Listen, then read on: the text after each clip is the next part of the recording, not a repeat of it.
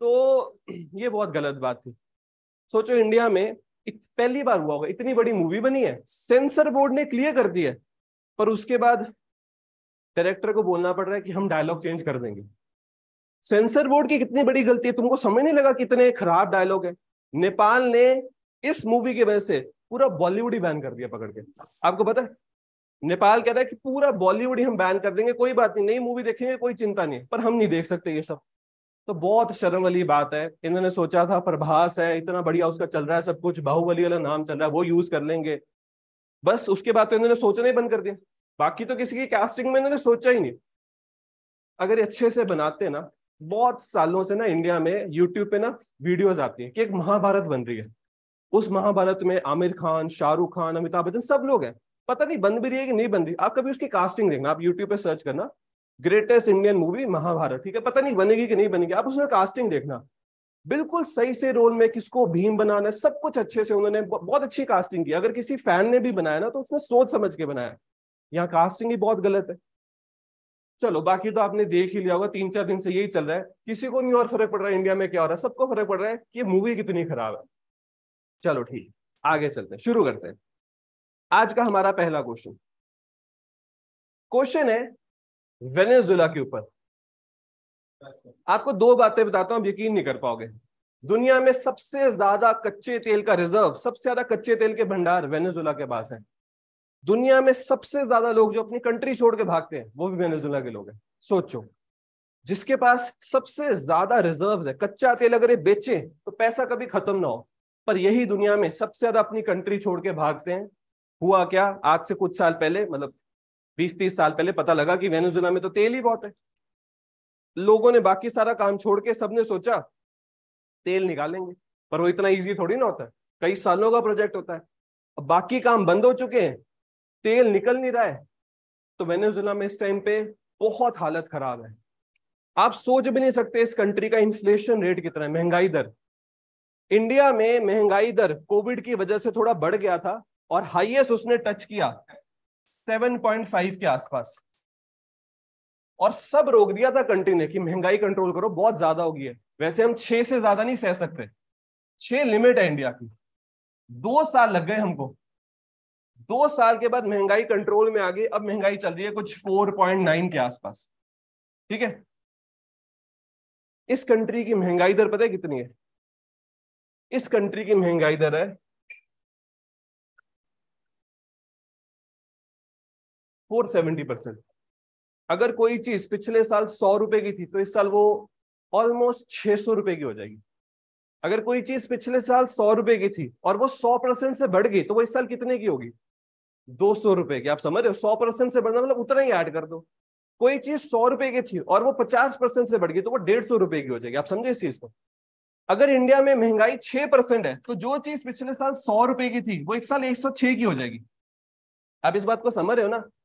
हम कहते हैं कि महंगाई होनी चाहिए, थोड़ी बहुत महंगाई होनी चाहिए, बिल्कुल सही बात है, पर ज्यादा महंगाई नहीं होना चाहिए। क्यों ज्यादा महंगाई इंडिया क्यों नहीं सह सकता? क्योंकि आज भी वो 20 से 25 करोड़ लोग ऐसे इंडिया में जो एक्सट्रीम पॉवर्टी में। देखो दो ही चीजें होती, बेसिकली हर कंट्री को दो ही चीजें मिलती हैं, ग्रोथ, इन्फ्लेशन, बस। आप इसी के पीछे मेहनत करते रहते हो। जब आप ग्रोथ बढ़ाते रहते हो तो साथ में बढ़ जाती है इन्फ्लेशन, महंगाई। जब आप महंगाई नीचे लाने की कोशिश करते हो तो ग्रोथ भी नीचे आ जाती है। अब कुछ लोग बोलते हैं कि छोड़ो महंगाई को, हम ग्रोथ पे ध्यान देते हैं। ऐसा नहीं है, अगर आप ग्रोथ ही ग्रोथ करते रहोगे और महंगाई को छोड़ दोगे तो चीजें इतनी महंगी होने लग जाएंगी कि गरीब तो बेचारा मर ही जाए। तो इसमें कुछ लोग बोलते हैं कोई बात नहीं, गरीब थोड़ा बहुत सह लेगा, साथ में ग्रोथ भी तो आ रही है। तो इसमें एक सबसे बड़ी बात क्या होती है, अगर कंट्री जैसे इंडिया 6%, 7%, 8% की जीडीपी ग्रोथ देता है, क्या गारंटी है उसका फायदा गरीबों को मिलेगा? कोई गारंटी नहीं। पर अगर इंडिया में महंगाई बढ़ी तो क्या गारंटी है कि गरीबों की मुश्किल और खराब हो जाएगी? पक्का, ये पक्का है। अगर महंगाई बढ़ी तो जो बिल्कुल एक्सट्रीम पॉवर्टी के लोग हैं उनकी लाइफ बहुत खराब हो जाएगी। इसलिए हम ध्यान देते हैं कि किस टाइम पे ग्रोथ बढ़ानी है, किस टाइम पे इन्फ्लेशन कंट्रोल करनी है। 2 साल से हम इन्फ्लेशन कंट्रोल कर रहे हैं, अब जाके डाटा अच्छा आया है। इनकी महंगाई दर देखो 470%। इनकी जो करेंसी है ना उसमें इतने जीरो लगाने पड़ रहे हैं, क्योंकि जब चीजें इतनी महंगी होंगी तो सोचो, पहले कुछ चीज 10 रुपए की आ जाती थी, अब वो 1000 रुपए में भी नहीं आ रही। जो चीज 1 लाख की थी वो 15 करोड़ में भी नहीं आ रही। तो करेंसी में जीरो ऐड होते रहते हैं, करेंसी डेप्रिशिएट होती रहती है। आज अगर आप इंडिया से 100 रुपए लेके जाओ तो वेनेजुएला में आपको इतनी वो करेंसी दे देगा, आपका पूरा ब्रीफ केस भर जाएगा। पर उस भरे हुए ब्रीफ केस से भी कुछ नहीं आने वाला। इतनी बुरी हालत है इस टाइम पे वेनेजुएला की। क्या ऐसा दुनिया में कहीं और हुआ है? रशिया में तो इतना कोई बड़ा नहीं हुआ था, ऐसा हुआ था जिम्बाब्वे में। जिम्बाब्वे में पता जिम्बाब्वे ने क्या किया था? वही चीज कर दी थी जो बचपन से आप सोचते हो कि अगर सरकार ही नोट छापती है और सबको नोट ही चाहिए तो नोट ज्यादा छाप लो। नोट ज्यादा छापने से कुछ फर्क नहीं पड़ेगा, कोई गरीबी वगैरह पे फर्क नहीं पड़ेगा। होगा क्या? जो चीज पहले 100 की थी अब 10,000 की होने लग जाएगी, क्योंकि ज्यादा नोट छाप दोगे सबके पास पैसा आ जाएगा तो लोग अपना दाम बढ़ा देंगे चीजों को। ठीक है, इनकी करेंसी का नाम होता है बोलेवार, वेनेजुलियन बोलेवार। अगर मैं आपको कन्वर्जन रेट दिखाऊं तो अगर आपके पास 1 रुपया है तो आप देख लो उसके कितने वेनेजुएलन बोलेवार बनते हैं। आपको कुछ 1 रुपए में उनके 45,000 रुपीज मिल जाएंगे, 45,000 वेनेजुएलन बोलेवार। ठीक है, बहुत। और ये तो भी कुछ दिन पुरानी, अगर आप लेटेस्ट चेक करोगे बहुत बुरा हाल है इनकी करेंसी का। वेनेजुएला की कैपिटल होती है कराकस, की कैपिटल होती है कराकस। तो ये सबसे डेंजरस, मतलब ये ना कराकस वो शहर है जो दुनिया में बेस्ट लगता है ड्रग लॉर्ड्स को। ये जो पैब्लो एस्कोबार था ना, बहुत जाता था कराकस। वैसे तो वो बोगोटा में रहता था, वो रहता था कोलंबिया में, पर वो कराकस बहुत जाता था। तो ये दुनिया का वो जगह है। असल में आपको मैप पे बताऊं तो ये साउथ अमेरिका का बिल्कुल नदरन पार्ट है, साउथ अमेरिका में से बिल्कुल ऊपर वाला पार्ट। तो यहाँ दुनिया में ड्रग ट्रेड सबसे ज्यादा होता है, इसलिए ये बहुत डेंजरस जगह है। हर साल एक हैप्पीनेस रिपोर्ट आती है जिसमें इंडिया को रैंक अच्छा नहीं दिया जाता। जब इंडिया की सरकार पूछती है कि तुमने हमको ठीक रैंक क्यों नहीं दिया, तो ये बोलते देखो हमने इंडेक्स बनाया कैसे। हम क्या करते हैं, अगर आपकी कंट्री में सरकार आपको चीजें प्रोवाइड कर रही है तो आप खुश हो, नहीं तो आप खुश नहीं हो। इंडिया की गवर्नमेंट बोलती है कि नहीं तुम तो, तुम्हारा तो बेस ही गलत है। इंडिया की गवर्नमेंट बोलती है कि बिल्कुल सही बात है, हमारे यहाँ बहुत दिक्कतें हैं, पॉपुलेशन बहुत बड़ी, हम काफी चीजें प्रोवाइड नहीं कर पाते। पर हमेशा वहां से खुशी नहीं आती। इंडिया की सरकार ने बोला कि इस रिपोर्ट को बनाने से पहले तुम हमारे धर्मों को समझो, हमारे फेस्टिवल्स को समझो, हमारे कल्चर को समझो, हमारे खाने को समझो, उसके बाद इस हैप्पीनेस रिपोर्ट को बनाना। वो बोलते नहीं नहीं ऐसा नहीं, हम कुछ भी कर सकते, हम तो 4-5 चीजें देखेंगे। तो सरकार हमेशा इसको रिजेक्ट कर देती है रिपोर्ट को। वैसे ही रिपोर्ट निकालता है यूनाइटेड नेशंस, यूएन। यूएन के अंदर भी एक बॉडी होती है, उस बॉडी का नाम पता है क्या होता है? उसका नाम होता है सस्टेनेबल डेवलपमेंट सॉल्यूशंस नेटवर्क। ये वो ऑर्गेनाइजेशन है जो दुनिया में हैप्पीनेस रिपोर्ट निकालती है। ये वो चार्ट है। इनके हिसाब से दुनिया में सबसे खुश कंट्रीज कहां हैं? सबसे खुश कंट्रीज है यहां। ये जो रीजन है इसको आप कैसे डिफाइन करोगे? किसी को समझाना पड़े। स्कैंडिनेवियन से ज्यादा अच्छा आप इसको नॉर्डिक बोलो। स्कैंडिनेवियन ये होता है, पता है ये स्कैंडिनेवियन क्यों होता है? यहाँ स्कैंडिनेवियन पहाड़ियां हैं। जैसे अगर किसी को बोलना हो कि ये पर्टिकुलर काम है ये ना इंडिया, नेपाल और भूटान में करना है, तो कोई बोल सकता है इन दी हिमालयन कंट्रीज।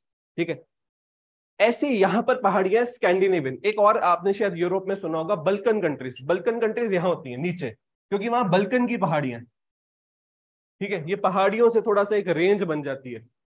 तो इनके हिसाब से दुनिया में सबसे खुश कंट्रीज यहां पर है, सबसे दुखी कंट्रीज या तो ये है या ये एरिया है।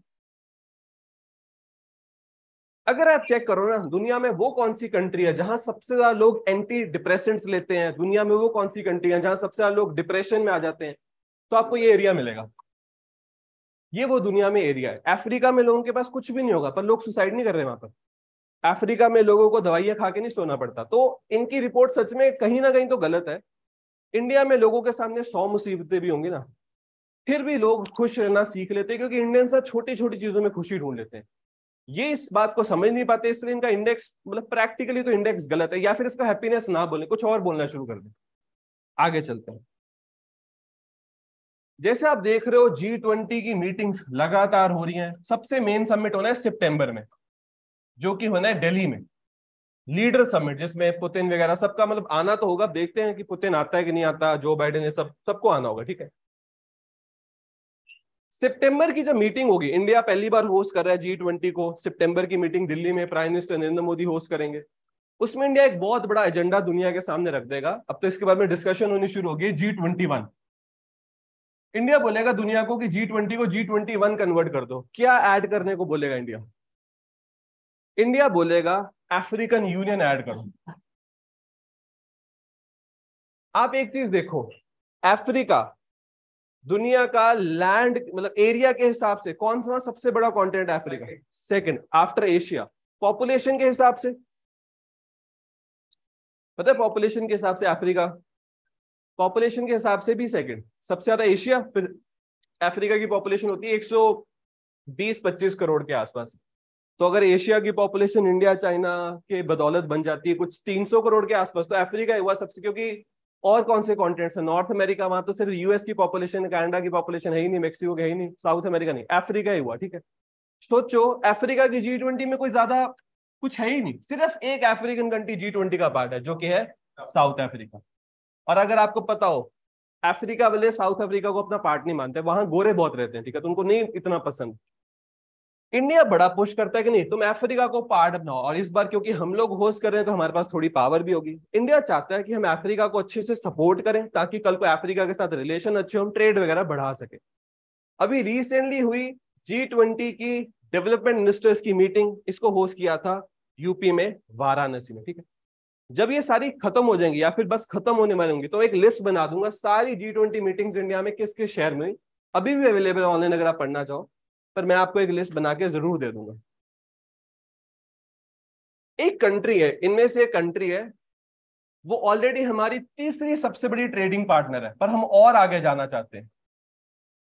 तो इंडिया का सबसे बड़ा ट्रेडिंग पार्टनर है यूएसए, सेकंड नंबर पे चाइना, जो थर्ड पे है वो इसका आंसर है।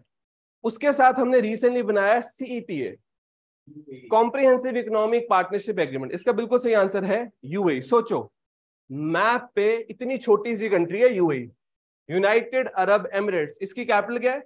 Abu Dhabi. अबू धाबी, ठीक है, छोटी सी कंट्री है यूएई, पर हमारे साथ तीसरे नंबर पे सबसे ज्यादा ट्रेड कर रही है। क्यों?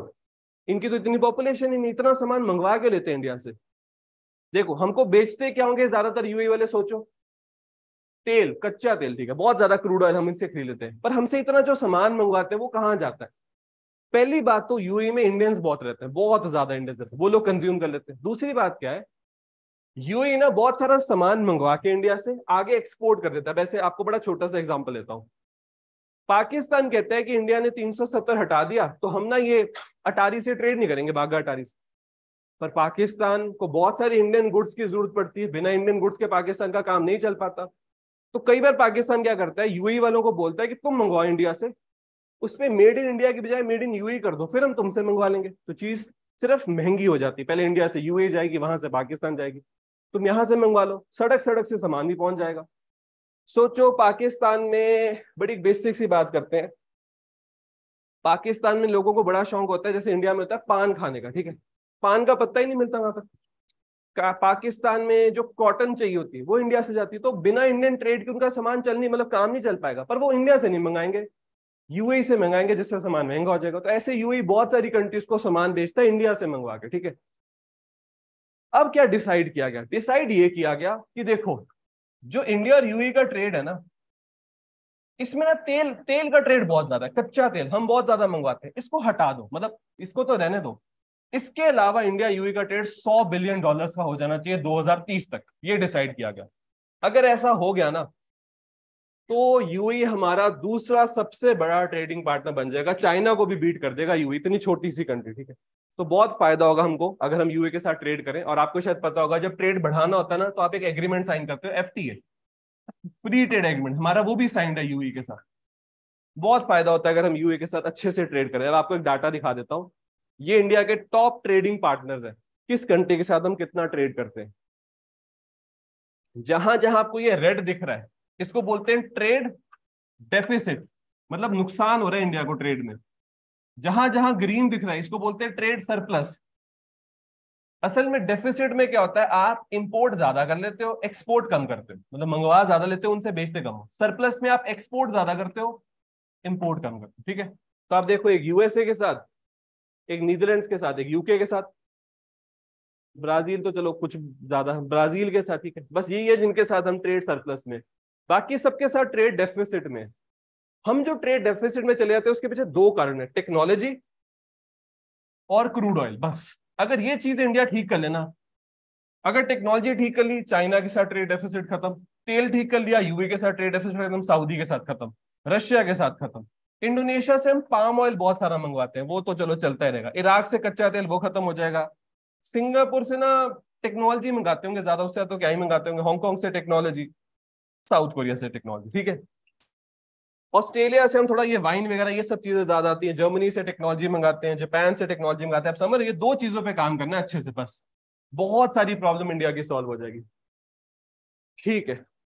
कई बार पूछा जाता है कि इंडिया सबसे ज्यादा एक्सपोर्ट किसको करता है, हम सबसे ज्यादा एक्सपोर्ट करते हैं यूएसए, कोई आसपास भी नहीं, जितना हम यूएसए को सामान बेच देते हैं ना, कोई उसके आसपास भी नहीं आता। तो ये इंडिया के, तो यहाँ पर तीन ही चीजें सबसे इंपॉर्टेंट होती हैं। इंडिया ओवरऑल सबसे ज्यादा ट्रेड किसके साथ करता है, यूएसए। इंडिया सबसे ज्यादा खरीदता किससे, चाइना से। इंडिया सबसे ज्यादा बेचता किसको है, यूएसए। ये इंपॉर्टेंट चीजें होती हैं इसमें, ठीक है।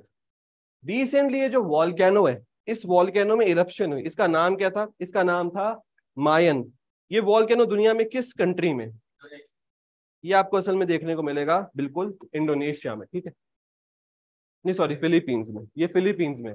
अगर मैं आपसे पूछूं इन तीनों कंट्रीज की कैपिटल क्या है, इंडोनेशिया की कैपिटल क्या होती है, जकार्ता है, पर वो शिफ्ट कर रहे हैं, नुसंतरा जा रहे हैं दूसरी तरफ, ठीक है। फिलीपींस की कैपिटल क्या होती है, फिलीपींस की कैपिटल होती है मनीला, और रशिया की कैपिटल होती है मॉस्को। जावा तो असल में आइलैंड्स होते हैं जो आपको इंडोनेशिया में मिलेंगे, तो जावा से कोई कंट्री नहीं है, ठीक है, ठीक है। आगे चलते हैं। एक स्टेट है जिसका इनिशिएटिव है सीएम लर्न एंड अर्न। सबको लग रहा है कि ऐसा कुछ होगा कि बच्चे पढ़ेंगे तो उनको पैसे मिलेंगे, ऐसा नहीं है। असल में एक कंसेप्ट ये है कि अगर आप पढ़ लोगे तो आगे जाके कोई अच्छी मतलब जॉब वगैरह कर सकते हो, इसलिए इसको सीएम लर्न एंड अर्न लिखा हुआ है, ठीक है। ये इनिशिएटिव है मध्य प्रदेश का। इस टाइम पे एमपी के सीएम कौन है, शिवराज सिंह चौहान, बिल्कुल। तो ये है मध्य प्रदेश के सीएम, बीजेपी की सरकार है इस टाइम पे मध्य प्रदेश की, ठीक है। आगे चलते हैं, नेक्स्ट। लॉन टेनिस, मतलब one of the greatest sport दुनिया में माना जाता है लॉन टेनिस। आपको पता होना चाहिए कि लॉन टेनिस में ना दुनिया में मतलब पूरे साल में बड़े इवेंट्स होते हैं, पर चार सबसे इंपॉर्टेंट होते हैं जिनको बोलते हैं ग्रैंड स्लैम्स। तो लॉन टेनिस में ना चार इवेंट सबसे इंपॉर्टेंट होते हैं जिनको बोलते हैं grand slams of lawn tennis. तो ये होते हैं US open, Australian open, French open और विंबलडन। तो ये चार इवेंट्स ना सबसे इंपॉर्टेंट माने जाते हैं grand slams of lawn tennis. अब लॉन टेनिस में कोई प्लेयर कितना बड़ा है कितना छोटा है वो डिपेंड करता है उसने ग्रैंड स्लैम कितने जीते। मैं आपको समझाता हूं, जैसे मान लो एक मेंस प्लेयर है, उसने यूएस ओपन में मेन सिंगल जीत लिया, पूरा टाइटल जीत लिया, तो उसके नाम एक ग्रैंड स्लैम हो गया।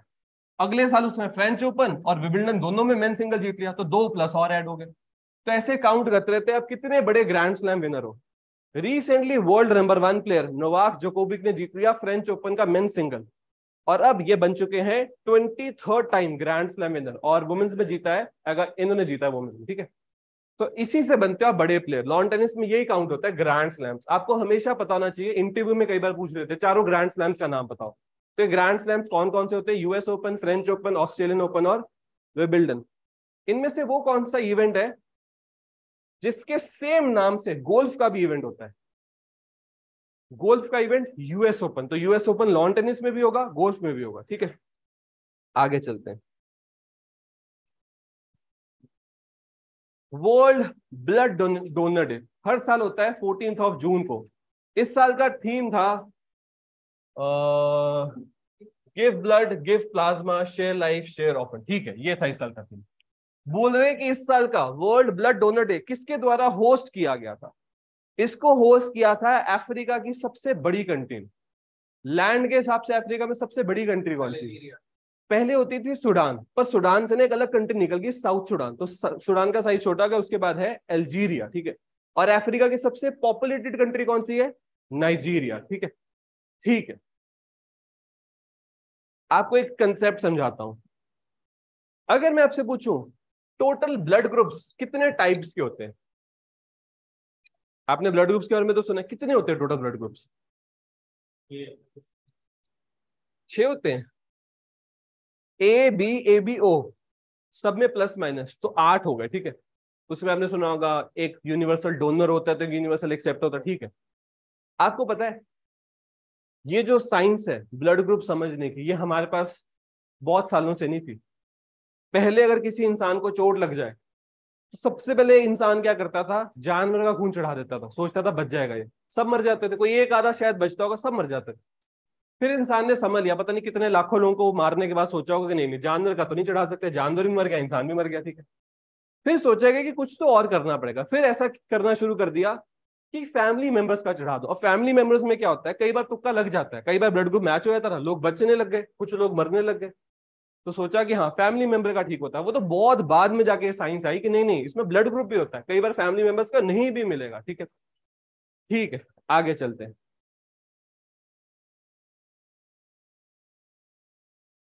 रिसेंटली ना दुनिया में एक डाटा रिलीज हुआ। ये डाटा एक ऐसी चीज के ऊपर बेस्ड था, सोचो न्यूक्लियर टेक्नोलॉजी। अगर मैं आपसे पूछूं कितने साल पुरानी टेक्नोलॉजी है, तो ऑलमोस्ट 80 साल पुरानी टेक्नोलॉजी है न्यूक्लियर। पर आज भी दुनिया में अगर कोई सबसे डेंजरस बॉम्ब है तो वो है न्यूक्लियर वेपन। आपने सुना होगा, कई बार बोल देते हैं न्यूक्लियर वेपन, कई बार बोल देते हैं एटॉमिक बॉम्ब, कई बार बोल देते हैं हाइड्रोजन बॉम्ब। ये सब एक ही होते हैं, इनमें सेम ही रिएक्शन होता है। ये जो न्यूक्लियर बॉम्ब्स हैं, क्या ये न्यूक्लियर फ्यूजन पे काम करते हैं या फ्यूजन पे? इंसान के सामने दो तरह की न्यूक्लियर टेक्नोलॉजी होती है, एक होती है फ्यूजन, ये आपने पढ़ी होगी फिजिक्स में, केमिस्ट्री, एक होती है फ्यूजन। इनमें से ज्यादा अच्छी होती है फ्यूजन, पर ये मुश्किल भी ज्यादा है, इसलिए अभी इंसान यूज करता है फ्यूजन। चाहे बॉम्ब्स हो, चाहे न्यूक्लियर पावर प्लांट हो, हर जगह फ्यूजन हो रही है। अगर हम फ्यूजन सीख गए तो बहुत एक्स्ट्रा एनर्जी मिलेगी और मतलब बहुत फायदा होगा इंसान को। तो क्यों नहीं सीख पा रहे हम फ्यूजन? फ्यूजन होती है सन के टेम्परेचर पे, मतलब सन की सरफेस पे आपको फ्यूजन देखने को मिलेगी। अगर अर्थ पे फ्यूजन करनी है तो उतना ही टेम्परेचर अचीव करना पड़ेगा, वो बड़ा मुश्किल है अचीव करना, इसलिए इंसान टाइम लगा रहा है इसको समझने में, ठीक है। ठीक है, इंडिया ने दो बार न्यूक्लियर टेस्ट किए, एक बार 74 में, एक बार 98 में। इसका नाम था ऑपरेशन स्माइलिंग बुद्धा, इसका नाम था ऑपरेशन शक्ति, ठीक है। इस टाइम पे प्राइम मिनिस्टर थे इंदिरा गांधी जी, इस टाइम पे प्राइम मिनिस्टर थे अटल बिहारी वाजपेयी जी। दोनों टेस्ट किए गए थे पोखरान में। वो आपने जो परमाणु मूवी देखी होगी ना जॉन अब्राहम की, वो इस वाले टेस्ट पे बनी है, सेकंड वाले, ठीक है। अब हुआ क्या, दुनिया में एक रिपोर्ट आई। ये रिपोर्ट थी वेपन्स के ऊपर। वेपन्स के ऊपर हमेशा रिपोर्ट निकालता है सिपरी, हमेशा ही। Stockholm International Peace Research Institute, हमेशा इन्हीं की रिपोर्ट आती है वेपन्स के ऊपर। तो सिपरी ने क्या किया, सिपरी ने बताया कि दुनिया असल में न्यूक्लियर वेपन बढ़ा रही है या कम कर रही है। मैं आपको समझाता हूँ न्यूक्लियर वेपन होता क्या। जैसे इंडिया के पास 160 के आसपास न्यूक्लियर वेपन है, इसका मतलब क्या है? न्यूक्लियर वेपन मतलब एक इतना सा बॉक्स, बस। ये जो बॉक्स है ना, ये तब तक आपके किसी काम का नहीं है जब तक आप इसको एक मिसाइल में लोड नहीं करोगे। जब एक मिसाइल के टिप में इसको लोड कर दोगे, ये दूर जाके गिरेगी, तब जाके जो न्यूक्लियर बॉक्स है, जिसके अंदर होता क्या है, इतनी सी यूरेनियम बॉल होती है, वो जाके असल में इंपैक्ट करती है। तो हम जो बोलते हैं ना कि इंडिया ने इतने न्यूक्लियर वेपन बना लिए, वो बॉक्सेस की बात कर रहे हैं। अब जैसे दुनिया में सबसे ज्यादा न्यूक्लियर वेपन रशिया के पास है, सेकंड नंबर पे यूएस है। आपको क्या लगता है यूएस से पीछे क्यों है रशिया से?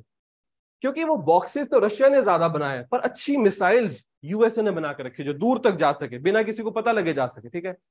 इंडिया और पाकिस्तान के केस में भी आप देखोगे, पाकिस्तान हमेशा इंडिया से 5 ज्यादा न्यूक्लियर वेपन बना के रखता है, पर मिसाइल्स में पाकिस्तान अभी बहुत पीछे है। इंडिया के पास काफी अच्छी, जैसे बड़ा सिंपल सा एग्जांपल देता हूं। आज से कुछ महीने पहले एक ब्रह्मोस मिसाइल पंजाब हरियाणा राजस्थान का जो ट्राई जंक्शन बनता है ना, वहां से गलती से फायर होगी पाकिस्तान की तरफ, गलती से। बाद में सरकार ने बोला हमारी तरफ से गलती होगी। वो जो ब्रह्मोस थी ना, वो पाकिस्तान में एक जगह है मियां चानू, वहां जाके गिरी। पाकिस्तान उसको हवा में रोक ही नहीं पाया क्योंकि वो बहुत स्पीड में थी। मतलब कुछ लोग कहते हैं कि सरकार ने कोई गलती नहीं करी, ये सरकार ने इंटेंशनली किया, देखने के लिए कि इनका एयर डिफेंस सिस्टम कितना का स्ट्रॉन्ग है। हो सकता है इंटेंशनली किया हो, पर यह बात बिल्कुल सच है कि इंडिया से एक मिसाइल फायर हुई जो अंदर से खाली थी, उसमें कोई कुछ नहीं था, ना उसमें न्यूक्लियर वेपन था, ना वैसे ही बारूद, कुछ नहीं था, खाली मिसाइल। अगर पाकिस्तान उसको नहीं रोक पाया, क्योंकि उनके हिसाब से तो इंडिया ने वॉर कर दी थी, अटैक कर दिया था, तो वो नहीं रोक पाया, मतलब उनका एयर डिफेंस सिस्टम वीक है। पर अगर उनकी तरफ से कोई एयरक्राफ्ट या कुछ भी इंडिया की साइड आने की कोशिश करे, तो हमारा एयर डिफेंस सिस्टम बहुत एक्टिव होता है, क्योंकि इंडिया ने बड़ा खर्चा किया था एक टाइम पे, तो हमारा ज्यादा ही खर्चा हो गया था आकाश के ऊपर। ये है इंडिया का एयर डिफेंस सिस्टम। उन्होंने थोड़ा बहुत साल पहले एक स्वीडन से खरीदा, तो वो पुराना हो चुका है, इंडिया का फिर भी काफी लेटेस्ट है। तो इंडिया ने इन सब चीजों पे ज्यादा काम कर लिया। मिसाइल, जैसे इंडिया के पास एक मिसाइल है अग्नि 5, इसकी रेंज होती है 6 से 7 हजार किलोमीटर, काफी होती रेंज। तो ये जो रिपोर्ट थी, ये सिपरी ने निकाली थी, आपको रिपोर्ट भी दिखा देता हूँ। तो सबसे पहले तो आपको एक डाटा दिखाता हूँ, ये बहुत इंटरेस्टिंग डाटा है। दुनिया में ना असल में 9 ही कंट्रीज है जिनके पास न्यूक्लियर वेपन है। Russia, USA, China, Pakistan, India, UK, Israel, north Korea, France. Israel मानता नहीं है पर उनके पास है न्यूक्लियर वेपन, ठीक है। अब इसमें से ना अगर आप एक चीज देखो, सिर्फ इन 4 कंट्रीज ने अपने न्यूक्लियर वेपन रेडी रखे, रेडी मतलब डिप्लॉयड, कि प्रेसिडेंट ऑर्डर देगा फायर हो जाएंगे। यूएसए, रशिया, फ्रांस, यूके, इन कंट्रीज ने अपने न्यूक्लियर वेपन स्टोरेज में रखे हैं कि अगर कभी बोला गया वॉर करनी है तो थोड़ा टाइम लगेगा पर हाँ रेडी हो जाएंगे। पर ये जो कंट्रीज हैं ये कोशिश करेंगे कि वॉर में वेपन ना ही यूज हो, इसलिए आपने स्टोरेज में रखे। इन्होंने तो डिप्लॉय करके रखे हैं कि अगर बोलोगे साथ ही लॉन्च कर देंगे, ठीक है। तो आप देख सकते हो इंडिया के टोटल न्यूक्लियर वेपन है 164, ये 2023 के हिसाब से। पाकिस्तान के 170। फिर आप बाकी कंट्रीज का भी डाटा देख सकते हो। वैसे दुनिया में सबसे ज्यादा न्यूक्लियर वेपन है रशिया के पास, ये इस रिपोर्ट में बताया गया था। और सब अपने न्यूक्लियर वेपन थोड़े थोड़े बढ़ा रहे हैं, ये भी इन्होंने बता दिया। आपको एक डाटा बताता हूं, इस टाइम पे दुनिया में टोटल न्यूक्लियर वेपन है 12,500 के आसपास। 12,500 न्यूक्लियर वेपन से प्लैनेट अर्थ 3 बार खत्म हो जाएगी। एक बार खत्म होगी, फिर भगवान फिर बनाएगा, फिर दूसरी बार खत्म होगी, फिर भगवान बनाएंगे, तीसरी बार। इतने ज्यादा होते हैं 12,500 न्यूक्लियर वेपन।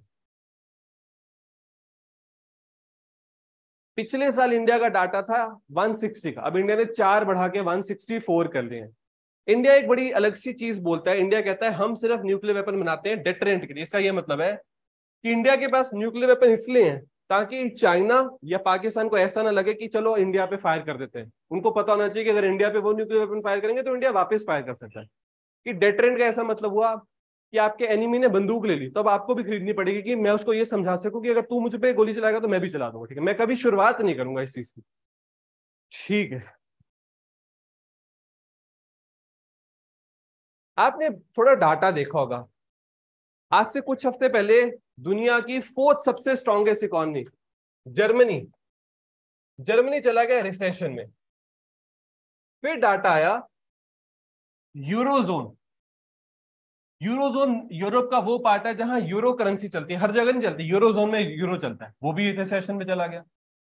फिर दुनिया ने बोलना शुरू कर दिया, न्यूजीलैंड में रिसेशन में चला गया। अब जो अगली कंट्री रिसेशन में जाएगी और बहुत जल्दी जाएगी वो होगी यूके। इंडिया रिसेशन में नहीं जा सकता, मैं आपको भी समझ में लग जाएगा क्यों। तो जब ये जर्मनी रिसेशन में चला गया, असल में हुआ क्या, एक्चुअली रिसेशन में कोई जाता कैसे बताओ। पता है क्या होता है, आप लोग देखते हैं ना कि हम लोग जीडीपी का डाटा निकालते हैं। तो जब जीडीपी का डाटा निकालते हैं तो हम बोलते हैं जीडीपी ग्रोथ, इंडिया की जीडीपी ग्रोथ आती है 5%, 6%, 6.5%, ठीक। अगर मान लो इंडिया की जीडीपी का ग्रोथ का डाटा गिर रहा है, किसी कारण से ग्रोथ नहीं ला पा रहे आप, जीडीपी ग्रोथ का आपको मतलब समझाता हूं। उससे पहले जीडीपी समझ लो। जीडीपी होता है पूरे साल में किसी कंट्री ने कितने अमाउंट ऑफ गुड्स और सर्विसेज क्रिएट कर दे। मतलब जैसे मान लो साल 2022 पूरी कंट्री में जो भी गुड्स बना, सर्विसेज बनाई, सब कुछ जो इंडिया ने बनाया उसकी अमाउंट थी 100 करोड़ रुपए। वैसे तो बहुत ज्यादा होती है पर 100 करोड़ मांग, इतना सामान, इतनी सर्विसेज, गुड्स इंडिया ने क्रिएट कर दिया। अब 2023 में इंडिया ने 110 करोड़ का सामान क्रिएट कर दिया, तो हम बोलेंगे जीडीपी ग्रोथ है +10%। आप 100 से 110 करोड़ पे आ गए, ठीक है। मान लो हम 100 से 90 करोड़ पे चले जाते हैं, हमने कुछ जो काम किया वो कम हो गया, पिछले साल के मुकाबले कम हो गया। अब जीडीपी ग्रोथ है -10% के आसपास, ये थोड़ा सा डाटा होगा, -10% के आसपास। अगर आप पिछले साल 100 करोड़ पे थे, आपने 100 करोड़ की जीडीपी क्रिएट करी, इस साल भी आप 100 करोड़ पे रह गए, तो ग्रोथ कितनी आएगी? 0%, कोई ग्रोथ नहीं आई, आप जहां थे वहीं रह गए। अब India last time negative GDP growth में कब गया था? पूरे साल में तो हम नहीं गए, पर हम जीडीपी को ना क्वार्टर्स में भी कैलकुलेट करते हैं, 3-3 महीनों में। जब कोविड आया, फाइनेंशियली 2020-21 चल रहा था, जब कोविड आया पहला क्वार्टर, अप्रैल, मई, जून, इंडिया की जीडीपी ग्रोथ -23.9%। ये वो टाइम था जब सबसे भयंकर लॉकडाउन था, लोग कुछ काम ही नहीं कर पा रहे। फिर जब दूसरा क्वार्टर आया, जुलाई अगस्त सितंबर, इंडिया का जीडीपी डाटा -7.4 था। बस अगर लगातार 2 क्वार्टर्स के लिए या फिर लगातार 6 महीनों के लिए आपकी जीडीपी नेगेटिव ग्रोथ में जा रही है तो इसी को बोलते हैं रिसेशन। अगर लगातार 6 महीने के लिए आपकी जीडीपी का डाटा उठ नहीं रहा, वो नीचे गिर रहा है, तो ये होती है रिसेशन। तो रिसेंटली रिसेशन किसने फेस करी? जर्मनी ने, उसके बाद यूरोजोन ने, फिर न्यूजीलैंड ने, फिर यूके ने। अभी क्वेश्चन ये था कि न्यूजीलैंड में कुछ डिजास्टर हुए थे जिसकी वजह से रिसेशन आ गई, वो क्या थे? तो असल में साइक्लोन गैब्रियल और ऑकलैंड, इनका बहुत फेमस शहर है, वहां पर फ्लड्स आ गए थे। न्यूजीलैंड की कैपिटल क्या होती है? वेलिंगटन। वेलिंगटन न्यूजीलैंड की कैपिटल होती है वेलिंगटन, ठीक है। आपको पता है दुनिया में 7 कॉन्टिनेंट है, पर असल में 8 है। 8वां कॉन्टिनेंट न्यूजीलैंड के नीचे है। मतलब आप मान के चलो न्यूजीलैंड के नीचे ना पहाड़ियां हैं, उन पहाड़ियों की जो टिप ऊपर से दिखती है वो न्यूजीलैंड है। आप समझे इस बात को? जैसे मान लो कल को कुछ ऐसा हो कि पूरी हिमालयस में पानी भर जाए, तो हिमालयस की जो सबसे ऊंची पहाड़ियां होंगी ना वो दिखेंगी ऊपर से, बाकी तो सब डूब चुकी होंगी। तो जो सबसे ऊंची पहाड़ियां दिख रही है हमको हिमालयस में, वहां लोग बस गए आके। ऐसा है न्यूजीलैंड का केस। न्यूजीलैंड के नीचे बहुत बड़ा कॉन्टिनेंट है, तो बड़ी बार बोलते हैं कि उसको जीलैंड बना दो, 8वां कॉन्टिनेंट बना दो, पर अभी तक डिसाइड ऐसा हुआ नहीं कुछ कि बनाना है कि नहीं बनाना। अभी तक हम 7 ही कॉन्टिनेंट्स गिनते हैं, ठीक है। ये जो 7 कॉन्टिनेंट है, साइज के हिसाब से सबसे बड़ा है एशिया, लैंड एरिया के हिसाब से, फिर अफ्रीका। अफ्रीका के बाद तीसरा सबसे बड़ा कॉन्टिनेंट कौन सा? उसके बाद एंटार्क्टिका, फिर यूरोप, और लास्ट में ऑस्ट्रेलिया। ऑस्ट्रेलिया नहीं, ऑस्ट्रेलिया। ऑस्ट्रेलिया एंड ओशियानिया होता है वो, ठीक है। आगे चलते हैं। ये बहुत अच्छा क्वेश्चन है। आपको एक चीज पूछता हूं, जब भी कोई बोले, अब आप अगर पंजाब हरियाणा में रहे हो फिर तो आपने बहुत अच्छे से देखा है, अगर नई स्टेट्स में रहे थोड़ा बहुत तो भी आपको पता होगा। अगर कोई कह रहा है कि चावल की बुआई करनी है तो खेत कैसा दिखना चाहिए? खेत दिखना चाहिए पानी से भरा हुआ, तभी बुआई होती है चावल की। इसलिए तो हम लोग वेट करते हैं कि बारिश हो जाए, खेत भर जाए। पर उससे क्या होता है, आपको वेट करना पड़ता है रेनफॉल का, बारिश हो। बारिश तो कई बार नहीं भी होती, तो किसान क्या करता है, पूरी जमीन खोदता है, बोर करता है, सारा ग्राउंड वाटर निकाल के अपना खेत भर लेता है। उससे क्या हो रहा है, जब जब चावल लगेगा सारा ग्राउंड वाटर किसान खत्म कर, और उसकी भी मजबूरी है। इसको सॉल्व करने की एक नई चीज आई है जो इस टाइम पे पंजाब हरियाणा में बहुत हिट हो रही है। इसका नाम है DSR, direct seeding of rice. असल में यहाँ चावल की बुआई हो रही है।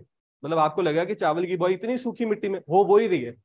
ये मशीन एक ड्रिल करती है जमीन के नीचे और वहां बीज को छोड़कर बाहर आ जाती है, ठीक है। ये बहुत ही यूनिक तरीका, आप इससे पानी बचा पाओगे।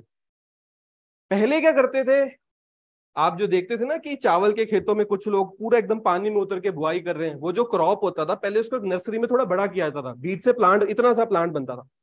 फिर वो पानी में डुबाया जाता, मतलब डुबाया मतलब ऐसे छोड़ देते थे पानी में, वो धीरे धीरे पूरा उगता था। अब वो करने की जरूरत नहीं, आप सीधे यहाँ पर बीज छोड़कर आओ। उसी के ऊपर एक क्वेश्चन बनाया था, ये पूछ रहा था इनमें से कौन कौन सी स्टेटमेंट सही है। डायरेक्ट सीडिंग जो है ना, इसमें क्या है कि आप डायरेक्टली एक छेद कर दोगे, एक होल कर दोगे। मैं आपको फोटो दिखाता हूं, अगर आप देखो ये मशीन ना यहाँ पर एक ड्रिल करती है, बीज छोड़कर वापिस आ जाती है। ये तरीका है बहुत इंटरेस्टिंग, और ये पंजाब की फोटो है, ठीक है। तो इसमें फायदा है कि आप बहुत सारा पानी बचा पाओगे। जब आपको पूरे पानी से भरे हुए खेत में बीज लगाना होता था, पहले नर्सरी प्रिपरेशन होती थी, मतलब प्लांट बड़ा किया था, यहाँ वो जरूरत नहीं, सीधे बीज छोड़कर आओगे, ठीक है। और बहुत सारा पानी भी बचा पाओगे, ये भी एक बहुत बड़ा फायदा है। तो इसी पे एक क्वेश्चन बनाया था, मैंने सोचा आपसे पूछता हूँ। अगला क्वेश्चन देखते हैं। ये एक ऐसे टॉपिक के ऊपर क्वेश्चन है जो बड़ा ही इंडिया में डिस्कस हो रहा है, यूनिफॉर्म सिविल कोड। आप पढ़ो इन 3 लाइनों का, आपको आंसर मिलेगा। एक बहुत बड़ा हिंट है यहां पर आपके लिए, ये हिंट है आपके लिए। तो इंडिया में एक नए लॉ की बात बहुत हो रही है, uniform civil code. MP, Goa में ये लागू भी हुआ है, जल्दी और जल्दी ये उत्तराखंड में लागू होने वाला है।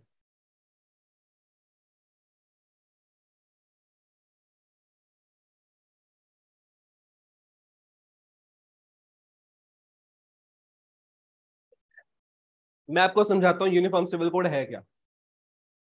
जैसे आज आप इंडिया में रह के किसी को गोली मार दो, आपको पुलिस पकड़ के ले जाएगी? आपको कोर्ट में पेश किया जाएगा। अब जब कोर्ट में आपको सजा देनी है तो जज ये कभी नहीं पूछेंगे आपसे कि आपका धर्म क्या है, वो आपको सजा दे देंगे, चुप करके सजा दे देंगे। पर अगर आप मान लो शादी की वजह से, डाइवोर्स की वजह से, सेक्सुअल बहुत सारी चीजें उनकी वजह से जाओगे कोर्ट में, तो वहां पर आपके धर्म की इंपॉर्टेंस बहुत बढ़ जाएगी। पूछेंगे आपसे कि शादी किस कानून के अंदर हुई थी, बड़ी सारी चीजें बदल जाती हैं। इस सब चीजों को इक्वल कर देगा यूनिफॉर्म सिविल कोड। मैं आपको समझाता हूं ये कोड कहता क्या है। Common set of civil laws applicable to all citizen of India irrespective, फर्क नहीं पड़ता उनका धर्म, किस धर्म में वो मानते हैं, चाहे धर्म में ना भी मानते, ठीक है। क्या क्या चीजें बदलेंगी? मैरिज, डाइवोर्स, इनहेरिटेंस मतलब जो प्रॉपर्टी आगे ट्रांसफर होती है, अडॉप्शन, सक्सेशन, ये सब कुछ पूरी कंट्री में एक तरह से रहेगा। बहुत सारे लोग कह रहे हैं कि ये तो सिर्फ कुछ लोगों के अगेंस्ट या कुछ लोगों की सपोर्ट में आएगा, पर मैं आपको बड़ी सिंपल सी बात बताता हूं। आपने पक्का सुना होगा कि एक बॉलीवुड का एक्टर था, उसने दूसरी शादी करनी थी तो उसने अपना धर्म चेंज किया। आपने सुना होगा कि एक लेडी है, वो कोर्ट चलेगी कि मेरे हस्बैंड ने मुझे व्हाट्सएप पे डाइवोर्स दे दिया, अब मैं क्या करूं, और मुझे प्रॉपर्टी भी नहीं दे रहा है। आपने बड़ी बार सुना होगा, ये शायद आपने नहीं सुना होगा पर ये होता है। बच्चा कहता है कि मेरे फादर की डेथ होगी और उन्होंने अपनी विल नहीं लिखी थी, अब मुझे सोसाइटी कह रही है कि जो जायदाद है वो आधी तेरी, आधी हमारी, आधी धर्म की। वो कह रहा है कि मैं फाइनेंशियली इतना अच्छा नहीं हूं कि मैं धर्म को आधा दे सकूं, मुझे चाहिए सब कुछ। पर सोसाइटी कह रही नहीं, तेरे फादर की तो विल ही नहीं है, तो आधा तो हमारा होगा, नहीं तो हम सारे ले लेंगे, ठीक है। ऐसी बड़ी सारी दिक्कतें हैं। अगर एक कोड, एक लॉ आ जाएगा तो ये सब सॉल्व होने लग जाएगा। अब इसमें देखो, क्योंकि धर्मों की बात आ गई है तो पॉलिटिक्स तो होनी होनी है, कुछ बोलेंगे हम, देखो ये कर देंगे वो कर देंगे, पर ये एक बड़ी बेसिक सी रिक्वायरमेंट है। इंडिया में अगर हम यूनिफॉर्म सिविल कोड की बात करें तो सबसे पहले शुरुआत हुई थी जब ट्रिपल तलाक के अगेंस्ट बहुत सारे केसेस कोर्ट पहुंचना शुरू हुए। तो कोर्ट ने बोला कि अब हम क्या करें, यहां तो एक धार्मिक लॉ बीच में आ गया। तो फिर कोर्ट को ये चीज समझ में लगी कि धार्मिक लॉज जैसे जैसे बीच में आते रहेंगे, जो इंडिया के लॉज है वो कहीं ना कहीं दबने शुरू हो जाएंगे। जैसे आपको बताता हूँ, बड़ी सिंपल सी बात आता हूँ। जब एक सिख इंसान शादी करना चाहता है तो बहुत जगह उसकी शादी आनंद कारज एक्ट में नहीं होती, उसकी शादी होती है हिंदू मैरिज एक्ट में। इसको लेके एक बहुत बड़ा डिस्प्यूट है। एक सिख इंसान कहता है कि जो मेरे लिए रूल बनाया गया, मेरी शादी वैसे करवाओ, पर बहुत जगह वो अपडेटेड है ही नहीं, ठीक है। ऐसी बहुत सारी प्रॉब्लम्स हैं। डाइवोर्स में पता नहीं कितनी दिक्कतें होती हैं। तो ये सब सॉल्व हो सकती हैं अगर यूनिफॉर्म सिविल कोड आए। बस प्रॉब्लम इतनी है, अगर ये आएगा तो इसको ढंग से लेकर आना है। एक सेट ऑफ लॉज बना देने सबके लिए, कोई फर्क नहीं पड़ता धर्म से। अगर ये ढंग से आ जाता है तो इंडिया को फायदा मिलेगा, नुकसान तो इससे नहीं होगा। पर अभी इसमें पॉलिटिक्स बहुत हो रही है। देखो यहां पर एक लाइन थी, ये लिख रही है कि अगर इंडिया में यूनिफॉर्म सिविल कोड आ जाएगा तो शादी करने का तरीका सबके लिए एक हो जाएगा, पर साथ में लिख दिया ओनली। ये गलत होगी लाइन, क्योंकि यहां पर सिर्फ शादी की बात नहीं हो रही, यहां पर बात हो रही है डिवोर्स की, इनहेरिटेंस की, अडॉप्शन की, सेक्शन सबकी, ठीक है। ठीक है, आगे चलते हैं। जैसे इंडिया में कानून है, अगर एक इंसान अकेला मेल है तो वो अडॉप्ट, वैसे तो वो अडॉप्शन ही नहीं कर सकता, पर वो लड़की अडॉप्ट नहीं कर सकता इंडिया में, पर कुछ कुछ जगह कर भी सकता है। आप समझ रहे हो, तो वो भी चीज ठीक हो जाएगी। तो बड़ी सारी प्रॉब्लम है जो सॉल्व हो सकती है इस यूनिफॉर्म सिविल कोड। इस पे सेंट्रल गवर्नमेंट ज्यादा कुछ नहीं करेगी, स्टेट्स को अपने अपने लेवल पे लेकर आना पड़ेगा यूनिफॉर्म सिविल कोड। आप देखो आजकल कैसी न्यूज आती है, road to 2024 uniform civil code की। अगले साल इलेक्शन है, बीजेपी कह रही है कि चलो इसको लेकर आते हैं। Uniform civil code is nothing but a deliberate attempt. तो मतलब यहां पर ये लिखा हुआ है कि सिर्फ लोगों को साइड्स में बांटने का अटेम्प्ट हो रहा है। विल मूव, ये पुष्कर सिंह धामी उत्तराखंड के CM, will move forward with implementation of uniform civil code, won't take to streets against uniform civil code. मतलब आप देख रहे हो कि डिवीजन ऑलरेडी होना शुरू हो गया, ठीक है। आपको अगर मैं एक बात बताऊं, आज 2023 में इंडिया की सबसे बड़ी प्रॉब्लम पाकिस्तान, चाइना, ये सब नहीं है। इंडिया की सबसे बड़ी प्रॉब्लम भुखमरी, ये सब नहीं। इंडिया की सबसे बड़ी दिक्कत है इंडियन सोसाइटी का डिवीजन। जो इंडियन सोसाइटी दूर जाती है एक दूसरे से, ये डिवीजन जितना बढ़ेगा ना, इंडिया उतनी, इंडिया क्या, हर दुनिया की कंट्री। अगर आपको लगता है दुनिया में और कहीं डिवीजन नहीं होता तो याद करो जब यूएसए में ब्लैक लाइफ प्रोटेस्ट हुए थे, ठीक है, जॉर्ज फ्लॉयड करके उस इंसान का नाम था, कितना लोगों ने गुस्सा दिखाया। जहां से प्रोटेस्टर्स निकलते थे ना, जिनकी दुकानें पड़ती थी, वो अपनी दुकानों पे लकड़ी लगा देते थे कि हमारा शीशा टूट जाएगा। इतना गुस्सा था, लोग एक दूसरे पे 0% भरोसा करते थे।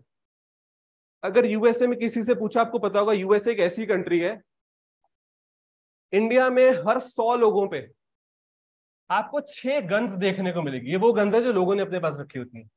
यूएसए में हर 100 लोगों पे 130 गन्स है। हर 100 पे 130 गन है। यूएसए में गन ज्यादा, लोग कम है, ठीक है। पहले 120 होता था, अब उन्होंने इसमें भी ग्रोथ कर लिया, ठीक है। यूएसए से कोई मतलब एक यूएस के सिटीजन से पूछता है आपने गन क्यों रखे है, वो बोलता है सेफ्टी के लिए। उसको कहते हैं कि आप पुलिस को बुला लेना। वो बोलता है अगर पुलिस से अपने आप को बचाना पड़ा फिर मैं क्या करूंगा, फिर तो गन लेनी पड़ेगी ना, उनके पास भी तो है, मुझे तो और बंदूकें 2 निकालनी पड़ेंगी। ये उनका कंसेप्ट है। वो अपने आप को पुलिस से भी थ्रेटन्ड फील करते हैं। उसका एग्जाम्पल था वो जो जॉर्ज फ्लॉयड का बहुत बड़ा एग्जाम्पल था। तो उसके बाद लोगों ने कितनी सारी कहानियां सुनाई कि मैं ब्लैक हूं तो मेरे साथ ऐसे होता है। मतलब आपको पता होना चाहिए यूएसए में जो ब्लैक पॉपुलेशन है, इनकी बहुत बुरी हिस्ट्री है स्लेवरी की। इनको अफ्रीका से लाया जाता था बड़े बड़े शिप्स में। जब इनको अफ्रीका से लाते थे ना, इनको शिप्स में ना एक कहीं बांध देते थे, जैसे जानवर को बांध आता है। फिर वहां से इनको लेके आते थे खेत में, फिर इनको खेत में बांध देते थे। क्या करते थे, खेत में ना एक जैसे किला बांधे, किला समझते हो ना, जैसे जानवर को बांधा, एक किला बांध दिया यहाँ पर, एक स्लेव रखा यहाँ और उसके गले में चेन बांध दी। अब उसको बोला ये एरिया तेरा हो गया, इतने खेत में तू ही करेगा सब कुछ। आप समझे ना, वो जितनी आप उसकी चेन घूम चुआएगी इतने एरिया में, अब वो यही रहेगा, यहाँ से उसको भी लेके नहीं जाएंगे। खाना पीना जो देना उसको यहीं दो, वो सोएगा भी यहाँ, काम भी यहीं करेगा और मरेगा भी यहाँ। जिस दिन वो मर गया दूसरे को लाएंगे, उसको बांध देंगे। कहा जाता है कि जब ये लोग स्लेव्स को लेके आते थे अफ्रीका से, तो ये ना शिप, जैसे इनको 100 चाहिए ना, तो शिप में 150 भर लेते थे कि 20-30 रास्ते में मर जाएंगे, 10-20 वहां मर जाएंगे, तो 100 जो चाहिए थे वो हमको मिल जाएंगे इनमें। इतना बुरा तो आजकल हम जानवरों के साथ नहीं करते। आप समझ रहे हो, ये बुरी हिस्ट्री थी स्लेवरी की। इसको खत्म करने के लिए यूएस ने अपनी सबसे बड़ी जंग लड़ी थी। सोचो, यूएसए की सबसे बड़ी जंग अपने ही अगेंस्ट थी। यूएसए की जो नॉर्थ की स्टेट्स थी, ऊपर वाली, वो कहती थी स्लेवरी खत्म करो। साउथ वाली कहती थी जहां खेती था, वो बोलती नहीं हम नहीं करेंगे खत्म। अब्राहम लिंकन ने सिविल वॉर, यूएसए की बहुत फेमस वॉर थी सिविल वॉर, उसकी शुरुआत करी। फाइनली नॉर्थ की स्टेट्स जीत गई थी और उसके बाद स्लेवरी खत्म हुई। पर कानून मतलब ऑन पेपर स्लेवरी खत्म होगी, लोगों के दिमागों से आज तक नहीं निकली। वो प्रॉब्लम है यूएस में, ठीक है। आप अगर जाओ साउथ अफ्रीका, साउथ अफ्रीका में ज्यादा पॉपुलेशन है ब्लैक्स की, ये गोरे तो कम है, पर प्रॉपर्टी ज्यादा लेकर रखी हुई है गोरों ने, क्योंकि पहले एक टाइम में उनका राज होता था वहां पर। इसलिए साउथ अफ्रीका में एक ब्लैक सिटीजन एक गोरे सिटीजन पे भरोसा ही नहीं करता, बिल्कुल भरोसा नहीं करता। ऐसी डिवीजन इंडिया में क्रिएट हुई है, बहुत भयंकर डिवीजन क्रिएट हुई है। कई बार मैं देखता हूँ कुछ लोग बोलते हैं कि चलो फिर पाकिस्तान तो सही निकल गया, पाकिस्तान में ज्यादातर एक ही धर्म के लोग हैं, वहां डिवीजन है। ऐसा थोड़ी ना है, इंसान कोई ना कोई चीज बना लेता है। वहां शिया सुन्नी की डिवीजन है, वहां पंजाबी और सिंधी की डिवीजन है। आप समझते हो, जो पंजाब स्टेट के लोग हैं, पाकिस्तान में भी पंजाब प्रोविंस है, वो कहते हैं हम सबसे बड़े हैं, हमसे आगे कुछ नहीं है। सिंध वाले बोलते हैं कि हम सबसे आगे हैं, बलोच बोलते हैं कि हम सबसे आगे, वो उसमें लड़ी जा रहे हैं। आप खुद सोचो, पाकिस्तान में इतनी बार आप सुनते हो मस्जिद में बॉम्ब ब्लास्ट हो गया। अभी पीछे हुआ था एक पुलिस स्टेशन के अंदर, मतलब एक पुलिस कैंटोनमेंट के अंदर एक मस्जिद थी। अगर वहां सब इस्लाम को फॉलो करते हैं तो मस्जिद में ब्लास्ट कौन कर गया आगे? मस्जिद में ब्लास्ट किया होगा, मतलब ये मस्जिद वाले जो ब्लास्ट होते हैं इसमें शिया और सुन्निज्म आ जाता है। मतलब इस्लाम में भी आगे 2 फैक्ट्स होते हैं, एक शिया फैक्ट, एक सुन्नी फैक्ट। दुनिया में जहां जहां इस्लाम पॉपुलेशन है, जैसे इंडिया में इस्लाम पॉपुलेशन है, पाकिस्तान में, जहां जहां दुनिया में इस्लाम पॉपुलेशन है, मेजोरिटी किनकी होती है, शियास की कि सुन्नीस की?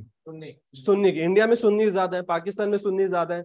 इंडिया में शियास बहुत कम है, पाकिस्तान में शियास बहुत कम है। एक कंट्री है जहां शियास बहुत ज्यादा है, ईरान। इसलिए ईरान सबसे लड़ता है।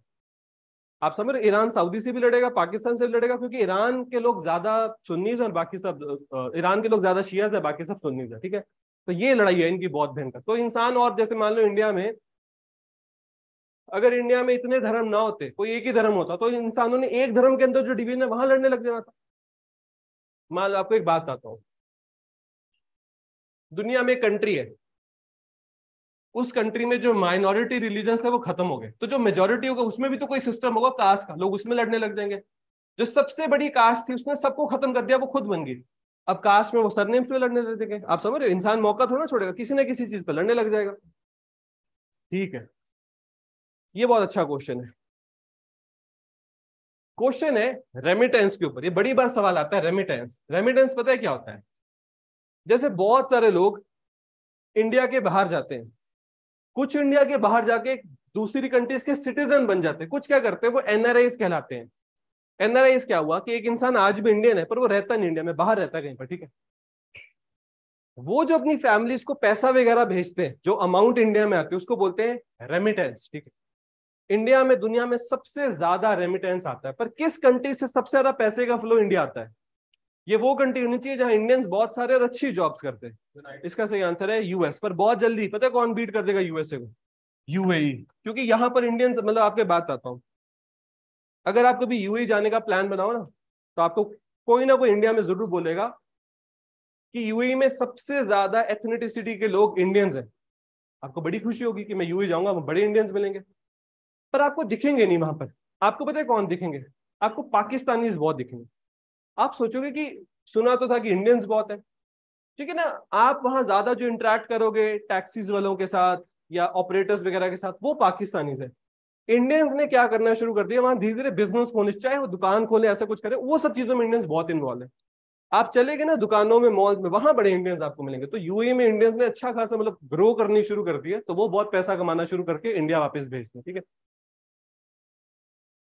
ठीक है, आप देख सकते हो वो कंट्रीज, जिन कंट्री से सबसे ज्यादा रेमिटेंस, आप देख सकते हैं यूएई बीट कर देगा बहुत जल्दी यूएसए को, ठीक है। तो ये वो कंट्रीज है जहां इंडियंस काम करते हैं, अर्न करते हैं और अपनी फैमिली को पैसा भेजते हैं। आप एक चीज देखो, कितनी शॉकिंग चीज है, कनाडा कितना नीचे है। आप प्रॉब्लम समझ रहे हो? प्रॉब्लम क्या है? प्रॉब्लम है कुछ चीज सिर्फ इंस्टाग्राम की स्टोरियों में अच्छी लगती है, वो रियलिटी में इतनी अच्छी है नहीं। आप इस बात को समझ पा रहे हो कि नहीं समझ पा रहे हो? अगर आपके कोई रिश्तेदार, कोई दोस्त यूएसए में रहते हैं, वो नहीं इतनी इतनी मस्टैंगे चलाएंगे जितनी कनाडा वाले चलाएंगे, पर आप देखो वो पैसा कितना भेजेंगे। और अगर आपको लगता है कि नहीं यूएसए में इंडियंस हैं बहुत ज्यादा, कनाडा में कम है, ऐसा नहीं है। कुछ ही सालों में कनाडा बीट कर देगा, वहां ज्यादा इंडियंस होंगे एज कम्पेयर टू यूएस। पर बात असल में ये होती है कि सच्चाई तो आपको वहां जाके ही पता चलेगी, पर सच्चाई इतनी मीठी है नहीं जितनी लगती है आपको। सच्चाई कुछ नहीं, काफी कड़वी। पिछले 2 साल से तो कनाडा में जाना एक बहुत बड़ा टास्क बन गया है। कनाडा में इन्फ्लेशन रेट बहुत ज्यादा है, अनएम्प्लॉयमेंट रेट बढ़ रहा है। यहां से जो लोग जाते हैं, क्योंकि वो किसी रिश्तेदार के पास जाएंगे, तो वो एक ही एरिया में इकट्ठे हो ही जा रहे हैं। आप समझ रहे हो? जैसे ब्रैम्पटन में इतने इंडियन, मतलब इंडियन रीजन के लोग इकट्ठे हो गए, उन्होंने सारी जॉब्स खानी शुरू कर दी हैं। अब जो पुराने आए हैं वो भी ब्रैम्पटन से जाना नहीं चाहते, जो नए हैं वो भी ब्रैम्पटन चले जाएंगे। आप समझ पा रहे हो कि नहीं समझ पा रहे हो? ये प्रॉब्लम होगी वहां पर बहुत बड़ी।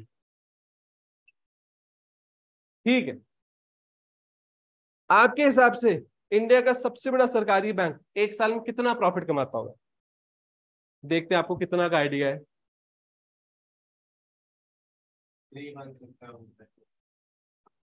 तो 50,000 करोड़ के आसपास प्रॉफिट था स्टेट बैंक ऑफ इंडिया का।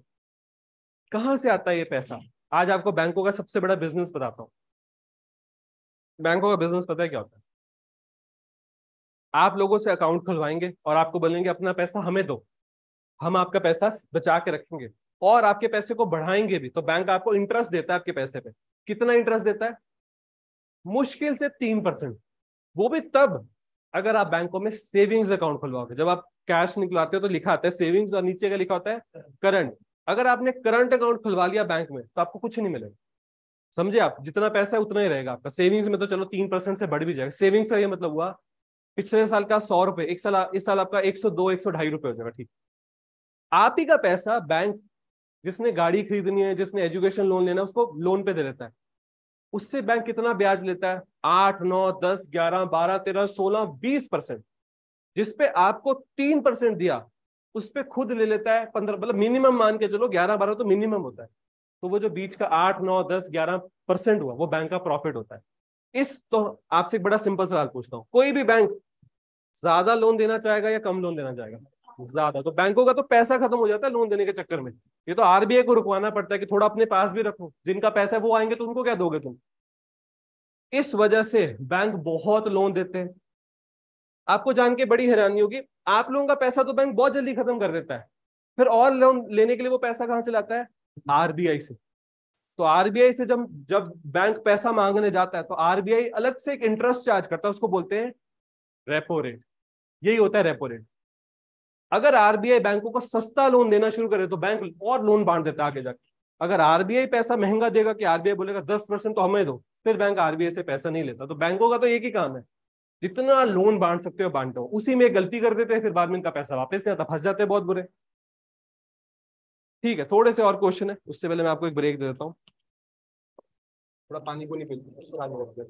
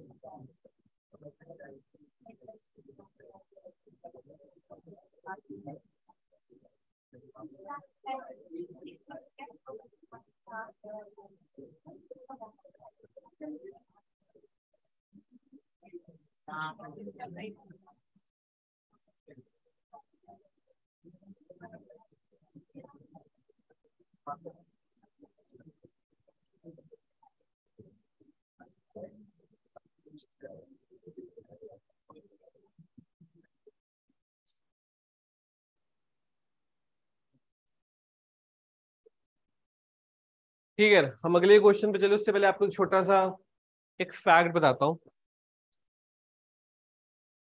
आज से कुछ दिन पहले इंडिया में एक बहुत बड़ी एयरलाइन, अभी तो नहीं बनी है पर बन जाएगी, एयर इंडिया।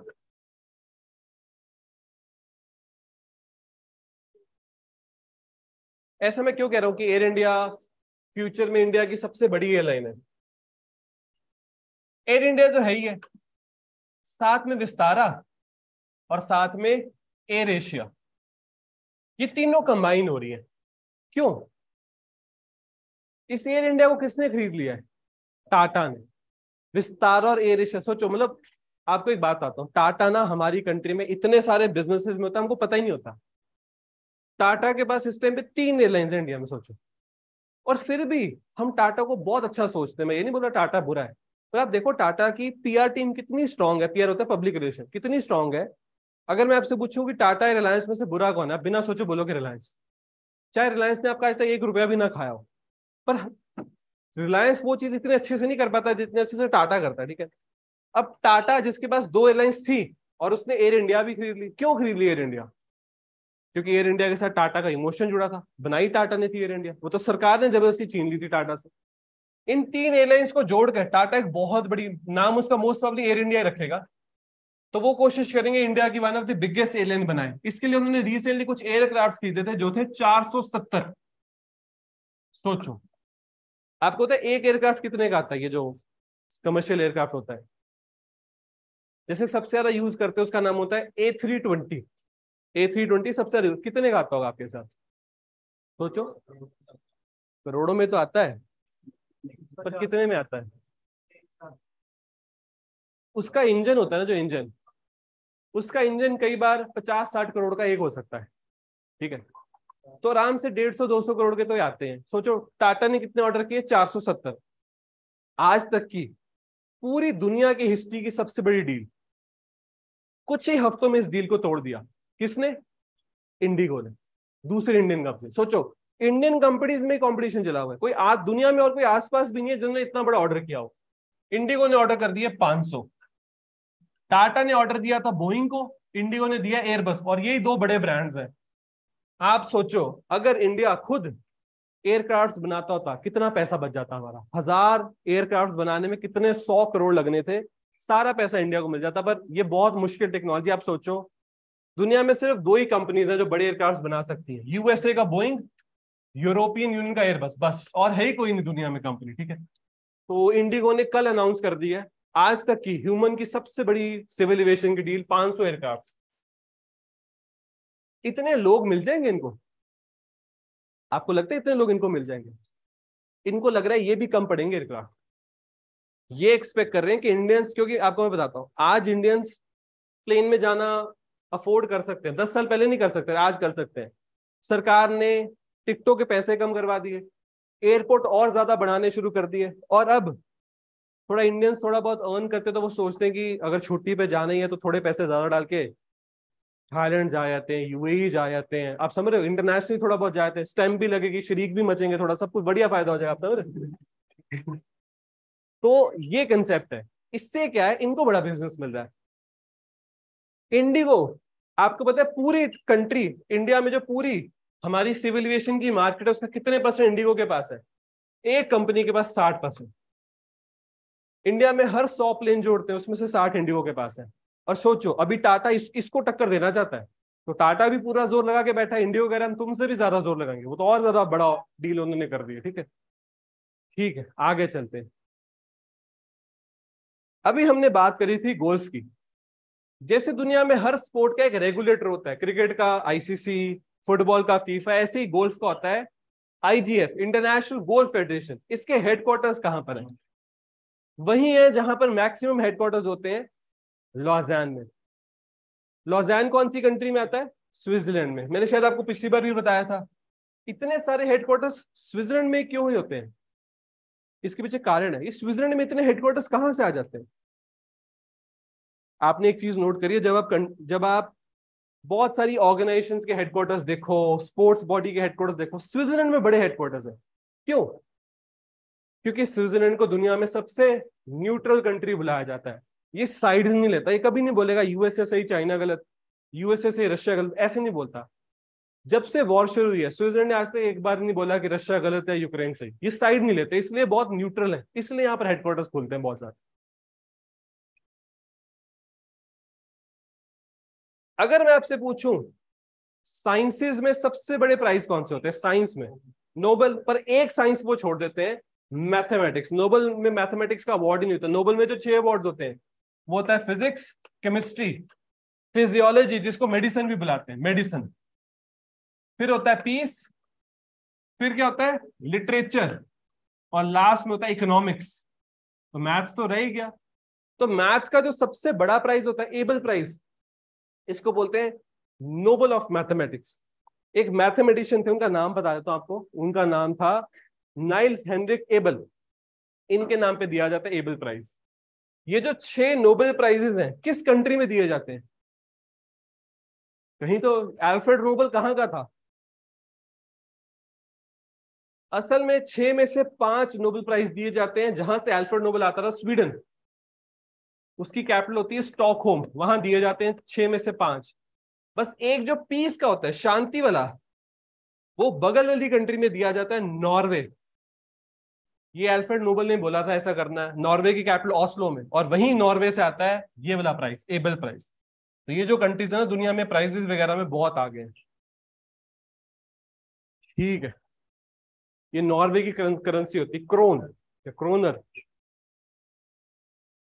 रिसेंटली एक इनिशिएटिव अनाउंस किया गया, सागर समृद्धि।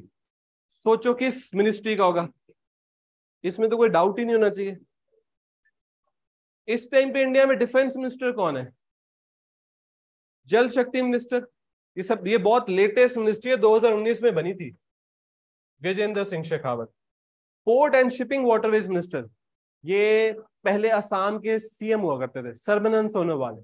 और एक्सटर्नल अफेयर्स, ये तो बहुत फेमस चल रहे हैं, external affairs minister S Jaishankar. ठीक है, तो सागर समृद्धि में क्या है कि इंडिया के जो बड़े पोर्ट्स हैं, बताओ इंडिया के बड़े पोर्ट्स कौन कौन से हैं?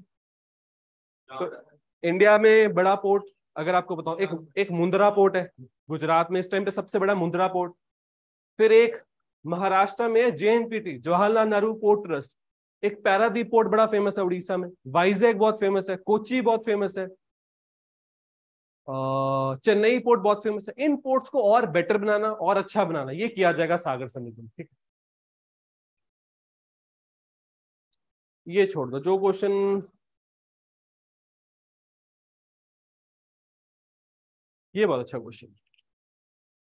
गवर्नमेंट ऑफ इंडिया आज भी नहीं चाहती कि बीएसएनएल डूब जाए। क्यों नहीं चाहती? सरकार आज भी पीछे पड़ी है कि नहीं, बीएसएनएल को तो बचा ही लेना है, हमने बीएसएनएल को तो बचा लेना है। अगर बीएसएनएल डूब गया, देखो इस टाइम पे इंडिया में टेलीकॉम कंपनीज है कौन कौन सी? जियो, भारती एयरटेल, बीएसएनएल को तो बाद में वीआई, और फिर बीएसएनएल। इसमें से बीएसएनएल और वीआई की अच्छी हालत नहीं है। ठीक है, अगर ये दोनों डूब गई तो बचेगा जियो और भारती एयरटेल।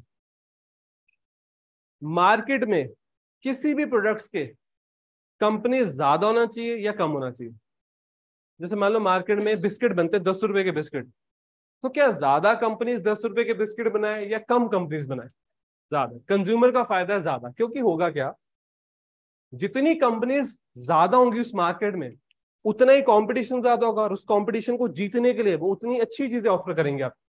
जैसे इंडिया में ऑटोमोबाइल में बहुत भयंकर कंपटीशन है, तो सोचो 7-7.5 लाख में जो स्विफ्ट आ रही है मारुति सुजुकी की, उसमें आपको हर चीज देगा मारुति सुजुकी।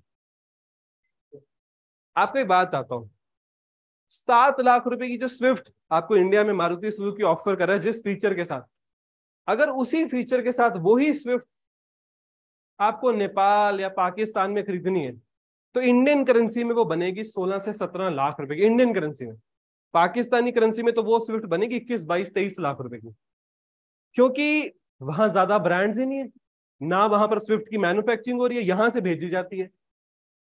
तो आप जितनी मर्जी महंगी रख दो, लोगों को वही खरीदनी पड़ेगी, लोगों के पास ज्यादा ऑप्शन नहीं है। ये नुकसान होता है अगर ब्रांड्स कम हो। जैसे इंडिया में कोई सेक्टर बताओ जहां ज्यादा ब्रांड्स नहीं है, फॉर एग्जाम्पल रेलवेज, एक ही ऑप्शन है आपके पास, इंडियन रेलवेज। अगर आपको इंडियन रेलवेज में बैठना तो बैठो, नहीं बैठना तो जाओ। अगर और ऑप्शन होते तो रेलवेज पे, जैसे आपको बताता हूँ, पहले एक ही सरकारी एयरलाइन होती थी एयर इंडिया, वो मार्केट का कंपटीशन ही नहीं सह पाई, इंडिगो ने, जेट एयरवेज ने डुबा दी एयर इंडिया पकड़ के। तो जब कंपटीशन आता है ना, जो अच्छे ब्रांड्स नहीं होते वो अपने आप डूबने लग जाते हैं, और जो बढ़िया कंपटीशन वाले ब्रांड्स है वो ग्रो करते हैं। आज आप ऑटोमोबाइल में देखो, मारुति सुजुकी लीडर है इंडिया का, पर उसको कंपटीशन दे रहा है hyundai, होंडा, किया। तो मारुति सुजुकी और बेटर बनने की कोशिश कर रहा है, और ये सब भी अपने आप को बेटर बना रहे हैं, और फायदा सबसे ज्यादा हमारा है। सरकार को पता है अगर बीएसएनएल डूब गया तो वीआई की तो वैसी हालत अच्छी नहीं, ये डूब गया तो एक तो आ जाएगी, इसको बोलते हैं डुओपॉली। अगर मार्केट में सिर्फ एक ब्रांड बचे तो बोलते हैं मोनोपोली, दो बचे तो डुओपॉली। ठीक है, दूसरा क्या होगा, जो सरकारी प्रोजेक्ट्स होते हैं डिफेंस के लिए, जो कम्युनिकेशन वगैरह, वो सब आज भी बीएसएनएल करता है, वो खत्म हो जाएगा। आपको जान के बड़ी हैरानी होगी, आज भी इंडिया में सबसे ज्यादा कम्युनिकेशन में इंफ्रास्ट्रक्चर बीएसएनएल के पास है, इनके आसपास भी नहीं कोई आता। सबसे ज्यादा टावर वगैरह आज भी आपको बीएसएनएल के मिलेंगे। ये जियो और भारतीय एयरटेल वाले किराए पे लेते हैं बीएसएनएल का टावर, ठीक है। तो सरकार ने तीसरी बार सरकार ने यहाँ पर थोड़ा पैसा खर्च करने की कोशिश करी है कि बचा ले हम बीएसएनएल को। ये ऑलमोस्ट 90,000 करोड़ खर्च करना चाहते हैं, थर्ड रिवाइवल पैकेज। पहले भी 2 रिवाइवल पैकेज आ चुके हैं, तो एक आया था रिवाइवल पैकेज 70,000 करोड़ के आसपास, फिर एक आया था ऑलमोस्ट 1.64 लाख करोड़ के आसपास। अब थोड़ा बहुत बीएसएनएल ने भी रिजल्ट देना शुरू किया। एक तो इन्होंने अपने सर पे जो कर्जा है उसको कम कर दिया, और इन्होंने थोड़ा थोड़ा जो प्रॉफिट है वो भी रिपोर्ट करना शुरू कर दिया। तो अच्छी चीज है, अगर बीएसएनएल बच जाए तो और तो क्या ही चाहिए। अगर बीएसएनएल डूब गया और वीआई डूब गया, फ्यूचर में टेलीकॉम रेट्स बहुत बढ़ जाएंगे, बहुत महंगा हो जाएगा टेलीकॉम। अगर नहीं डूबा, बचे रहे, तो फिर कंट्रोल में रह जाएगा। ये सबसे बड़ा पॉइंट है यहाँ पर। ये छोड़ दो, जो क्वेश्चन आपके लिए इंपॉर्टेंट होगा। रिसेंटली एक एक्सरसाइज हुई इक्विलिब्रियम इंडिया और मालदीव्स के बीच। ये मालदीव्स की कैपिटल क्या होती है? माले। इसकी कैपिटल होती है माले, ठीक है। इस बार इसका 12वां एडिशन होस्ट किया गया, इंडिया में हुआ था मेरे हिसाब से, हाँ उत्तराखंड में। आपको पता है ये उत्तराखंड में इतनी एक्सेस क्यों रखते हैं? एक तो चाइना बॉर्डर बड़ा क्लोज है, तो चाइना को एक मैसेज होता है कि देखो ये भी आ गई हमारे से एक्सेस करने में, ये भी आ गई। और दूसरा क्या होता है, इंडिया जानबूझ के पहाड़ों में लेके जाता है, फिर वो थक जाते हैं, कहीं गिर जाते हैं, फिर इंडिया उनको बताता है कि कोई बात नहीं, अगली बार आओगे और सिखा देंगे। ऐसा होता है कि आपको दिखाना होता है ना कि आप सुप्रीम हो। जब यूएसए वाले हमको बुलाते हैं, वो सीधे अलास्का ले जाते हैं, क्योंकि उनको दिखाना होता है कि देखो कितना, मतलब आप बहुत अच्छी सी जगह ले जाओगे तो फिर वो भी परफॉर्म कर लेंगे, फिर आप सुप्रीम नहीं ना बन पाओगे। आप अगर अपने एरिया में लेकर आए तो आपको मुश्किल जगह लेके जाना होता है। ये एक रूल सा होता है आर्म फोर्सेज में, तो कि अगला थोड़ा गिरे, चोटे चूटे लगवा के वापस जाए तो उसको लगेगा कि हाँ कुछ सीख कर आए हम, ठीक है। अब ये बड़ा इंटरेस्टिंग क्वेश्चन है, अगर आज आप ये समझ गए ना, आपको एक बहुत बड़ा कंसेप्ट आज समझ में आ जाएगा, अगर आप इस टॉपिक को ठीक से समझ गए। पहले तो ये क्वेश्चन ये कह रहा है कि मूडीज की एक रैंकिंग के हिसाब से इंडियन गवर्नमेंट के सर पे जो कर्जा है उसका डाटा आया। आपसे एक बड़ा सिंपल सवाल पूछता हूं, मान लो आपके सामने 2 इंसानों को खड़ा किया जाता है, और मैं बोलता हूं कि दोनों के सर पे 1 लाख रुपए का कर्जा है। पर्सन ए पर्सन बी, दोनों के सर पे 1 लाख रुपए का कर्जा है। बताओ इनमें से ज्यादा बुरा हाल किसका है? तो आप बोलोगे ऐसे थोड़ी ना बता सकते, ये भी तो बताओ ये करते क्या है। तो मैं बोलूंगा एक है इंडस्ट्रियलिस्ट और दूसरा है दिहाड़ी मजदूर। अब आप समझा सकते हो ज्यादा बुरा हाल दिहाड़ी मजदूर का, ठीक। अगर मैं आपको बोल दूं कि सरकार के सर पे 150 करोड़ का, 150 लाख करोड़ का कर्जा है इंडियन गवर्नमेंट के सर पे, 150 लाख करोड़ का, तो अगर मैं आपसे पूछूं कि क्या ये सरकार की हालत खराब है या ठीक है, तो आप बोलोगे इससे हम क्या पता है, ये भी तो बताओ कि सरकार गवर्नमेंट ऑफ इंडिया की वर्थ कितनी है। तो किसी भी कंट्री की वर्थ होती है उसकी जीडीपी, कि आप एक साल में कितनी अमाउंट के गुड्स और सर्विसेज को क्रिएट करते हो। तो दुनिया में कोई भी कंट्री अगर उधार लेती है, वैसे आपको एक बात आता है, दुनिया में हर कंट्री उधार लेती है। उधार लोगे तो जल्दी जल्दी काम करोगे, नहीं तो बैठे रहोगे, ठीक है। हर कंट्री उधार लेती है दुनिया में, पर क्या आपने ज्यादा उधार ले लिया या कम उधार लिया, ये पता लगता है डेट टू जीडीपी रेशो। अब जैसे मान लो इंडिया की टोटल जीडीपी है 3.77 ट्रिलियन डॉलर्स की, लेटेस्ट डाटा था, ठीक है। और इंडिया की सरकार पे कर्जा आ गया 2.5 ट्रिलियन डॉलर्स का, तो डेट टू जीडीपी रेशियो कितनी हुई? ये होगी ऑलमोस्ट 70% के आसपास। आपको बड़ा सिंपल समझाता हूं, पूरी कंट्री एक साल में 100 करोड़ का सामान बनाती है, पूरी कंट्री 100 करोड़ का, और कंट्री के सरकार पे 70 करोड़ का कर्जा है, तो डेट टू जीडीपी रेशियो कितनी हुई? 70%। आप समझे इस बात को? जैसे इंडियन गवर्नमेंट ना बहुत सालों से कर्जा ले रही है और धीरे धीरे उसको उतारती भी रहती है, पर नेट इंडियन गवर्नमेंट पे कर्जा है, पैसा सरकार के सर चढ़ा हुआ है। तो मान लो सरकार के सर 2023 में कितना पैसा कर्ज है, तो आपने निकाला सरकार के सर पे 70 करोड़ रुपीस का कर्जा है। ऐसा मत सोचना ये कर्जा 2023 में लिया, पता नहीं कब से चलता आ रहा है, थोड़ा आगे पीछे सब कैलकुलेट करके आपने ये फाइनल निकाल लिया कि आज के तारीख पे सरकार के सर पे इतना कर्जा। ठीक है, 2023 में इंडिया जीडीपी कितनी निकालेगा, कितनी अमाउंट के गुड्स और सर्विसेज इंडिया में बनाए जाएंगे, वो आपने निकाला 100 करोड़ का। अब आप परसेंटेज निकालो, आपके सर पे जो कर्जा है वो आपकी टोटल जीडीपी का कितने परसेंट है, 70%। अब ये बोल रहे हैं कि मूडीज के हिसाब से उन्होंने डाटा निकाला, इंडिया की सरकार पे जो टोटल कर्जा है वो जीडीपी का कितने परसेंट है, ये है 81.8%। ये बहुत ज्यादा बढ़ा हुआ है। कांग्रेस ने हर जगह न्यूज फैला दी कि सरकार ने कर्जा ले लिया, और सच बात है सरकार ने बहुत कर्जा लिया। कब लिया इंडियन गवर्नमेंट ने कर्जा, सबसे ज्यादा कर्जा लिया 2020 में। 2020 में जब इकोनॉमी नीचे जा रही थी, मैंने आपको भी बताया कि नेगेटिव ग्रोथ आ रही थी, बहुत ज्यादा जरूरत थी उस टाइम पे इकोनॉमी को फिर से चलाने की। क्या प्राइवेट हम लोगों के हाथ में पावर थी इकोनॉमी को चलाने की, कुछ नहीं, हमारा तो बहुत बुरा हाल था। क्या उस टाइम पे इंडिया में कोई इन्वेस्ट करके राजी था, सब भाग गए थे। तो सिर्फ ऐसी सिचुएशन में सिर्फ एक चीज बचती है जो इकोनॉमी को वापस से चला सकती है, गवर्नमेंट।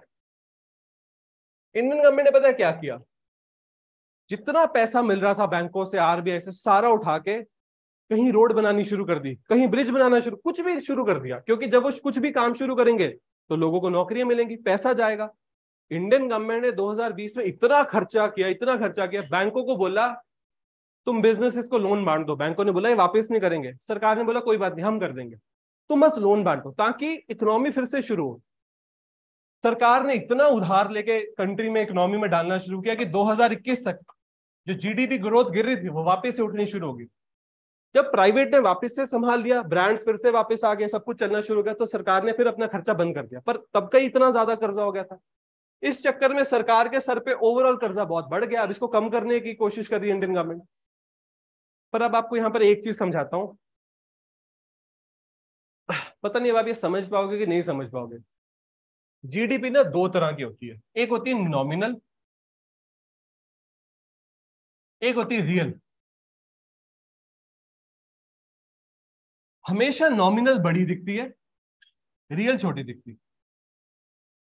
अब मान लो सरकार के सर पे इतना कर्जा है, इतना, अगर आप इसके मुकाबले देखोगे तो परसेंटेज बहुत हाई आएगी, हो सकता है 90%, 95%।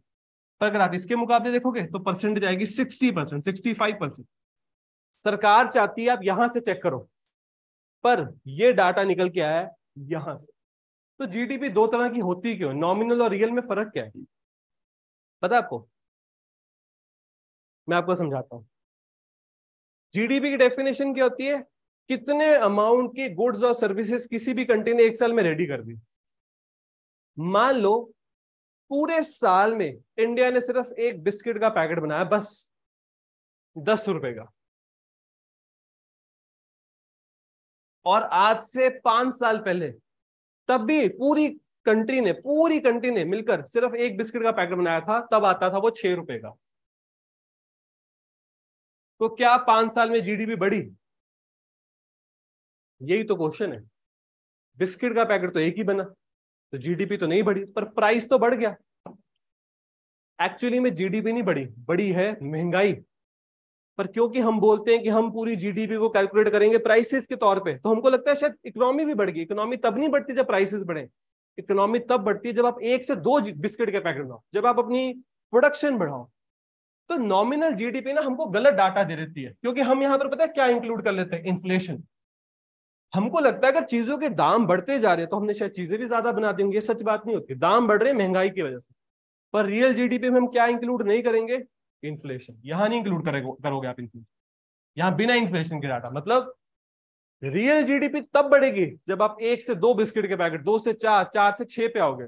पर नॉमिनल जीडीपी कब बढ़ेगी, चाहे आप एक बिस्किट का पैकेट ही बना रहे हो, बस उसका दाम बढ़ना चाहिए, जो महंगाई से बढ़ ही जाता है। इस वजह से नॉमिनल जीडीपी थोड़ी बड़ी दिखती है। अगर आपसे कोई पूछे नॉमिनल जीडीपी रियल के मुकाबले थोड़ी बड़ी क्यों दिखती है, तो आप बोलना उसमें महंगाई एडेड होती है। तो वो बोलेगा रियल में क्यों नहीं, रियल छोटी क्यों दिखती है, आप बोलना उसमें महंगाई ऐड नहीं करते। तो पता हम क्या करते हैं, हमने एक बेस ईयर लिया हुआ है, 2011-12 का। हम बोलते हैं जो दाम उस साल में थे हम उसी दामों को मतलब मैं आपको समझाता हूं।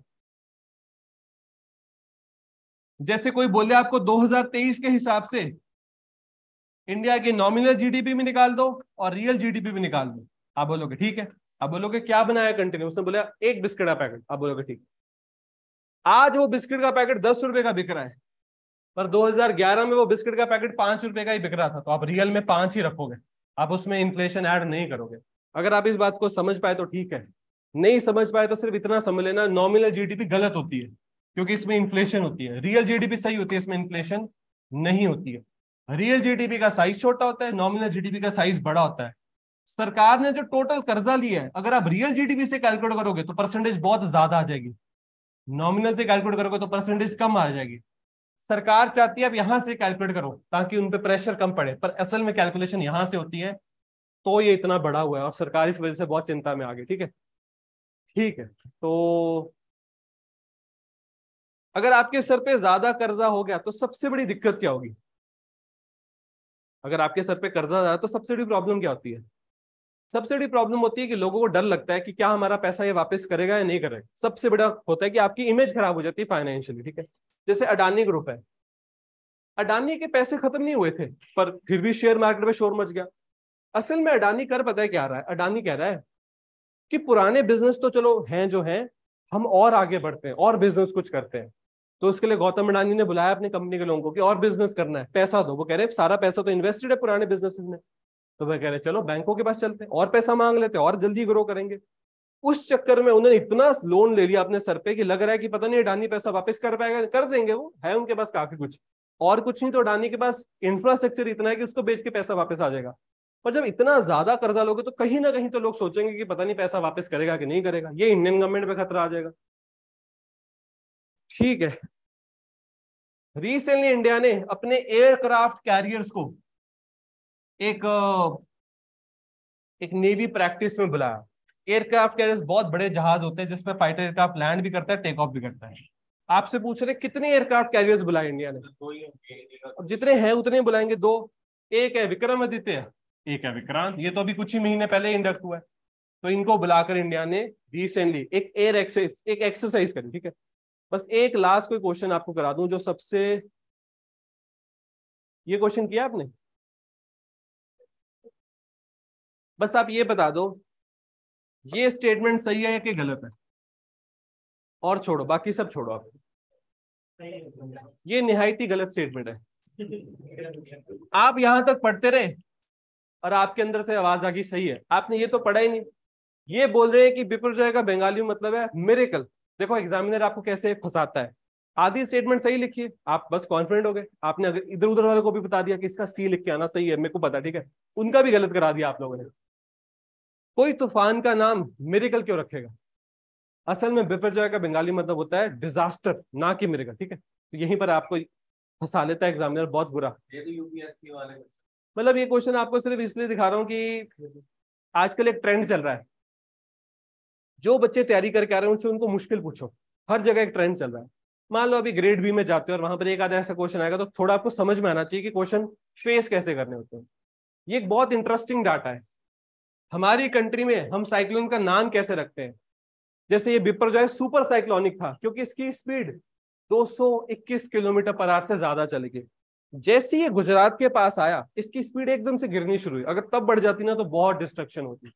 सोचो कितना इंपैक्ट होगा, गुजरात के बाद राजस्थान, राजस्थान के बाद यूपी, यूपी तक इसका इंपैक्ट फेस किया जा रहा है, बारिश और बहुत तेज हवाएं चल रही है। ठीक है,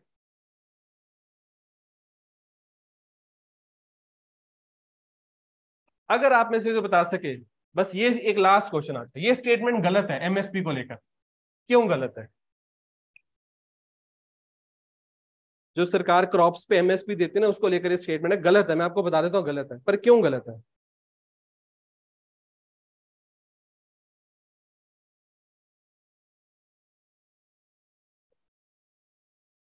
ये बिल्कुल सही बात है कि हमारी कंट्री में पहली बार सरकार ने एमएसपी 1966-67 में देने अनाउंस किए थे, पर सबसे पहले एमएसपी हमारी कंट्री में जो दिया गया था वो राइस पे नहीं था, वो व्हीट पे था, क्योंकि एमएसपी की शुरुआत नॉर्थ से हुई थी, नॉर्थ में व्हीट ज्यादा इंपॉर्टेंट। ठीक है,